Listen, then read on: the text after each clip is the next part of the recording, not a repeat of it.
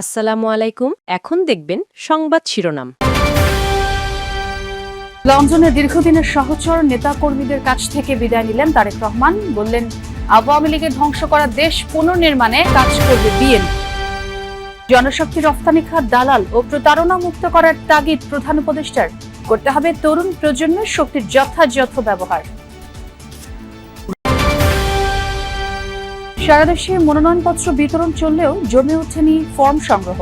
বড় দলের প্রার্থীরা না যাওয়ায় অনেকটা অলস সময় কাটাচ্ছেন কর্মকর্তারা। ওসমান হাদির মস্তিষ্ক থেকে গুলির রয়ে যাওয়া অংশ বের করা জরুরি। এখনই অস্ত্রোপচারের ঝুঁকি নিতে চান না সিঙ্গাপুর জেনারেল হাসপাতালের চিকিৎসকরা। এতক্ষণ দেখছিলেন সংবাদ শিরোনাম, এখন দেখবেন বিস্তারিত। দেশে ফেরার আগে দীর্ঘ প্রায় 2 দশকের ছায়াসঙ্গী হয়ে থাকা লন্ডন বিএনপি নেতাকর্মীদের কাছ থেকে বিদায় নিয়েছেন ভারপ্রাপ্ত চেয়ারম্যান তারেক রহমান। দেশের ভাবমূর্তির কথা চিন্তা করে 25 ডিসেম্বর হিথ্রো বিমানবন্দরে নেতাকর্মীদের ভিড় না করার অনুরোধ করেন তিনি। এ সময় দীর্ঘদিন পাশে থাকায় যুক্তরাজ্যের বাংলাদেশ কমিউনিটির প্রতি কৃতজ্ঞতাও জানান বিএনপির এই শীর্ষ নেতা। সংবর্ধনা অনুষ্ঠানে তুলে ধরেন আগামীর বাংলাদেশ নিয়ে তার পরিকল্পনা। বলেন, এবারে নির্বাচন সহজ নয়। বিজয় দিবস উপলক্ষে যুক্তরাজ্য বিএনপির আয়োজনে লন্ডনের সিটি প্যাভিলিয়নে এই আলোচনা সভার আয়োজন হলেও তার রূপ নেয় তারেক রহমানের বিদায়ী সংবর্ধনায়। বিলেতের রাজনৈতিক সহকর্মীরা প্রায় 1.5 দশকের স্মৃতি রোমন্থন করেন। তৈরি হয় আবেগঘন পরিবেশ। অনুষ্ঠানে তারেক রহমানও কৃতজ্ঞ চিত্তে স্মরণ করেন যুক্তরাজ্য বিএনপির নেতাকর্মী ও বাংলাদেশ কমিউনিটির অবিরাম সমর্থনের কথা। আপনারা বহু মানুষ বিভিন্ন সময় আমার পরিবারের দলের বিপদের সময় আমাকে মানসিকভাবে সাহস দিয়েছেন, সহযোগিতা করেছেন, সমর্থন জুগিয়েছেন। দীর্ঘ বক্তব্যে তারেক রহমান আগামী বাংলাদেশ কেমন হবে তার ধারণা দেন। 4 কোটি পরিবারের জন্য ফ্যামিলি কার্ড, সহজ শর্তে কৃষি উপকরণের জন্য ফার্মার্স কার্ড, শিক্ষা, স্বাস্থ্য, খেলাধুলা নিয়ে বিএনপির পরিকল্পনা জানান। এই 31 দফার ভেতরে আপনার, আমাদের সকলের বেঁচে থাকার মৌলিক অধিকারের নিশ্চয়তা কিভাবে প্রদান করা যায় তার কিছু ডাইরেকশন বা পরিকল্পনা আছে। একটি কার্ড ইন্ট্রোডিউস করতে চাই, যেটার নাম আমরা দিয়েছি ফ্যামিলি কার্ড। এখন লোন নিতে গেলে বিভিন্ন রকম সমস্যা হয় কৃষকদের। তার কাছে যে কোনো কার্ডটা থাকবে, সেই ব্যাংকে যাবে, দেওয়ার সাথে সাথে ডিটেল তার সবকিছু চলে আসবে। সব জল্পনা কল্পনার অবসান ঘটিয়ে 25 ডিসেম্বর বাংলাদেশে ফেরার কথা জানান বিএনপির ভারপ্রাপ্ত চেয়ারম্যান। বিদেশে জনশক্তি রফতানির ক্ষেত্রে দালাল ও প্রতারণা মুক্ত ব্যবস্থা নিশ্চিত করতে হবে বলে জানিয়েছেন প্রধান উপদেষ্টা ড. মোহাম্মদ ইউনূস। আন্তর্জাতিক অভিবাসী এবং জাতীয় প্রবাসী দিবসের অনুষ্ঠানে তিনি বলেন, এই খাতকে দালালের প্রতারণার জাল থেকে বের করতে হবে। আর এই কারণে বিশ্বের অনেক দেশ বাংলাদেশ থেকে শ্রমশক্তি নেওয়া বন্ধ রেখেছে বলেও জানান প্রধান উপদেষ্টা। ও জাতীয় প্রবাসী দিবসের অনুষ্ঠান, এতে প্রধান অতিথি হিসেবে যোগ দেন অন্তর্বর্তী সরকার প্রধান ড. মোহাম্মদ ইউনূস। দেশের অর্থনীতিতে প্রবাসীদের গুরুত্ব তুলে ধরে ড.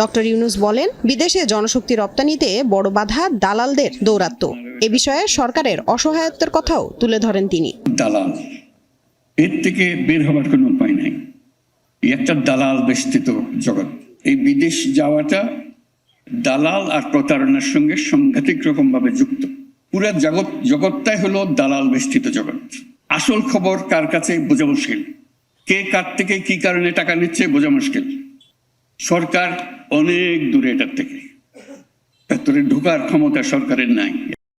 চলছে ত্রয়োদশ জাতীয় সংসদ নির্বাচনের মনোনয়নপত্র সংগ্রহ কার্যক্রম। রাজধানীর 3টি স্থান থেকে এই ফর্ম সংগ্রহ করছেন প্রার্থীরা।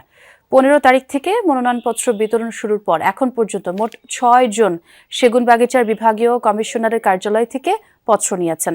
তারা হলেন ঢাকা 11 আসনে জাতীয় পার্টি থেকে SM আমিনুল হক সেলিম, একই আসনে বিএনপি থেকে MA কাইয়ুম, ঢাকা 12 আসনে বিপ্লবী ওয়ার্কার্স পার্টির আকবর খান এবং স্বতন্ত্র প্রার্থী মোহাম্মদ মুজিবুল ইসলাম, ঢাকা 16 আসনে স্বতন্ত্র প্রার্থী মোহাম্মদ আব্দুল লতিফ, ঢাকা 17 আসনে স্বতন্ত্র প্রার্থী রাশিদুল হক সুজন।